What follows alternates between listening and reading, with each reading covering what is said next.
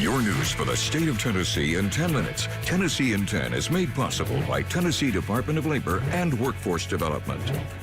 Thanks for joining us for Tennessee in 10. I'm Holly Thompson. Right now, people in Memphis are playing the waiting game until they can see boots on the ground in full force. Now, yesterday marked the start of operations for the Memphis Safe Task Force. 13 agencies, including the National Guard, are on their way to Memphis as part of President Trump's efforts to help reduce crime across the U.S. Last night, things were quiet across the city. Now, our sister station, they had cameras rolling across a busy Beale Street there, but they did not see any visible difference. No troops were seen anywhere downtown or on the interstates. A group of tourists say they came to visit knowing that federal troops could also be in the city. They said they felt safe in the city even after dark. What's the vibe in Memphis? If for a first-timer just arriving, what would you say the vibe is here tonight downtown? Well, we've been told not to be down here after dark. Who told you that? Everybody we've talked to in the park, RV park and stuff like that. I'm so sorry they told you that. Our lady with us, she says that's baloney.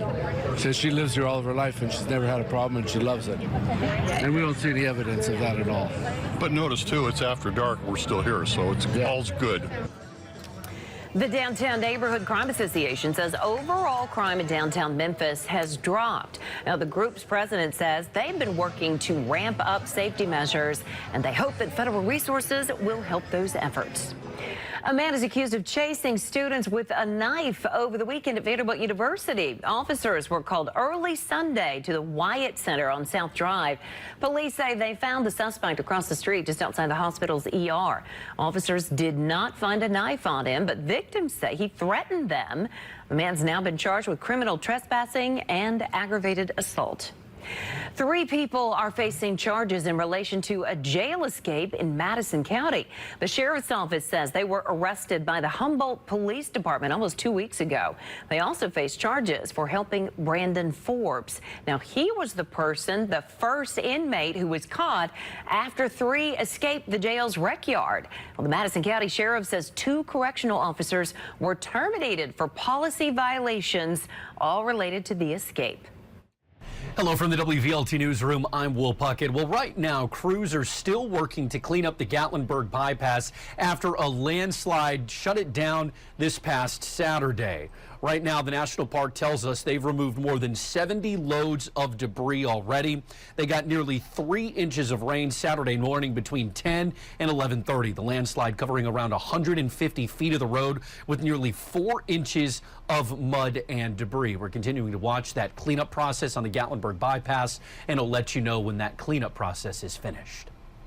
All right, unseasonably warm temperatures. We are checking in with First Alert meteorologist Stefano DiPietro. Hey, Stefano. Hey there, Holly. That'll be the story for us the remainder of this week, the weekend, and even heading into next week as we keep a good amount of sunshine today. A couple of spotty showers as we head out toward the Smokies, but much of the state is going to stay dry with that decent sunshine. And actually, believe it or not, that moisture is coming from the tropics, but those tropical storms and hurricanes we've been tracking for you, they are pushing out to sea, so not a problem for us. Tomorrow should be a great start to the day, a little cool in the morning, but no problems for the morning commute. More sunshine heading into the afternoon. Look at the high temperatures in the mid to the upper 80s the rest of this week, all the way through the weekend. Low 80s in some of those higher elevations as we head out toward East Tennessee, but still staying above average. Wet weather tracker has really no rainfall to talk about, so another dry week for us, and that should continue into next week as well.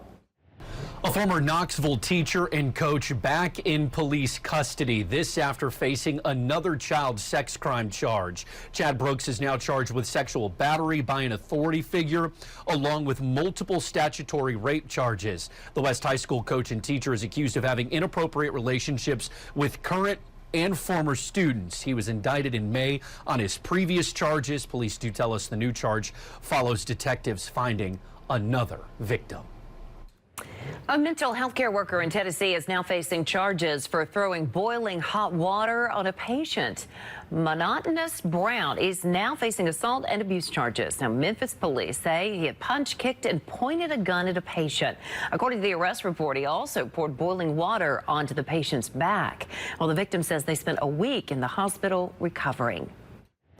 We're getting another look at how much impact the Great Smoky Mountains National Park has on visitor spending and income in East Tennessee. It's at the tune of about $3 billion. Officials releasing a new report from the National Park Service that says more than 12 million people visited the Smokies last year with an economic impact of $2.86 billion.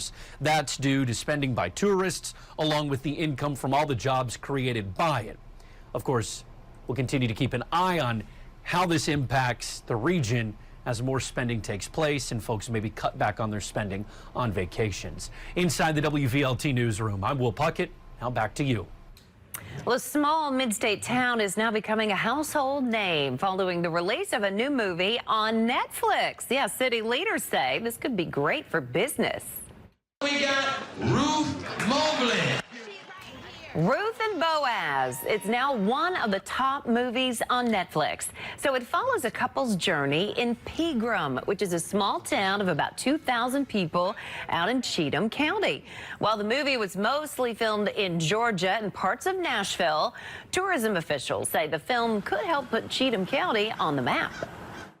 We have so many restaurants and shops to offer here in Cheatham County, and without people coming to visit and shop and eat and then explore our natural scenic views that we offer and hikes, you know, our mom and pop shops will continue to struggle. State officials are hoping to expand the film industry here in Tennessee. They're now offering several new incentives, including a 25% grant for films shot here in the volunteer state.